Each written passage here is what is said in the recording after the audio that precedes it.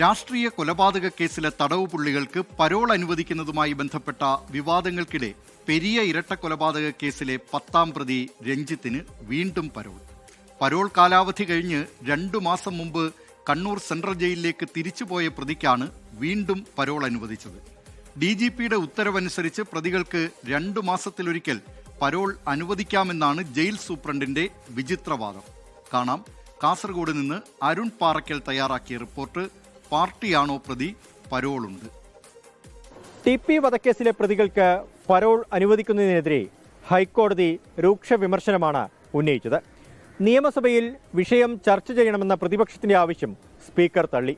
Parole രാഷ്ട്രീയ ആയുധമാക്കുന്നതിനിടയിലാണ് ഈ പെരിയ ഇരട്ടക്കൊലപാതക കേസിലെ 10ാം പ്രതി ജയിലിന് പുറത്തിറങ്ങുന്നത്.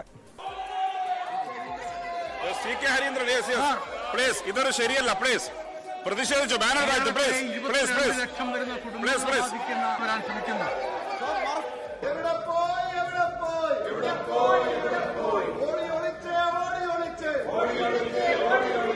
CPIM പ്രവർത്തകർ പ്രതികളായ രാഷ്ട്രീയ കൊലപാതക കേസുകളിലെ തടവ് പുള്ളികൾക്ക് തുടർച്ചയായി പരോൾ അനുവദിക്കുന്നത് നിയമസഭയിൽ ചർച്ചയായതിന് തൊട്ടു പിന്നാലെയാണ് പെരിയ ഇരട്ടക്കൊലപാതക കേസിലെ പ്രതികൾക്കും പരോൾ അനുവദിച്ചത്.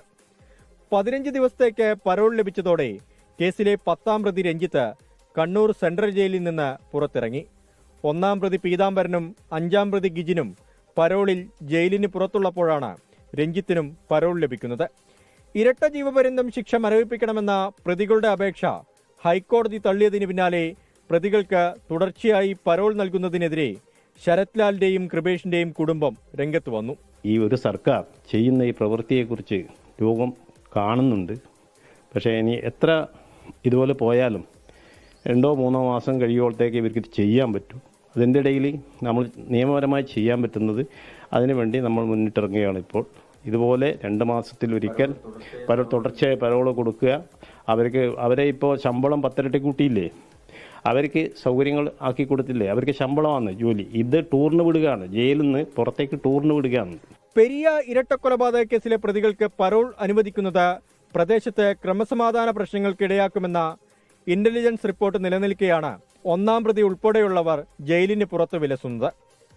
വിഷയം ചൂണ്ടിക്കാട്ടി പ്രതിഷേധം കടുപ്പിക്കാനൊരുങ്ങുകയാണ് യൂത്ത് കോൺഗ്രസ്. കല്യോട്ടെ ശരത് ലാൽ, കൃപേഷ് കൊലക്കേസിലെ പ്രതികൾ ഉൾപ്പെടെ ഇങ്ങനെ അനധികൃതമായിട്ട് പരോൾ നൽകുകയാണ്. അപ്പോൾ ഇതിനെതിരെ യൂത്ത് കോൺഗ്രസിന്റെ ഭാഗത്തു നിന്നും ശക്തമായ പ്രതിഷേധങ്ങൾ ഉണ്ടാകും. പോലീസ് റിപ്പോർട്ട് അവഗണിച്ചുകൊണ്ടാണ് ഈ പരോൾ കൊടുക്കുന്നു എന്നുള്ളത് തന്നെ ജനങ്ങളോടുള്ള വെല്ലുവിളിയാണ് സർക്കാർ ചെയ്യുന്നത്. ഇതിനെതിരെ യൂത്ത് കോൺഗ്രസിന്റെ ഭാഗത്തുനിന്ന് ശക്തമായ പ്രതിഷേധങ്ങളുമായി മുന്നോട്ട് പോകും.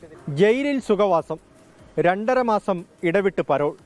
സംസ്ഥാന സർക്കാർ ആരുടെ കാവൽക്കാരാണ്? അരുൺ പാറയ്ക്കൽ, 24 കാസർഗോഡ്.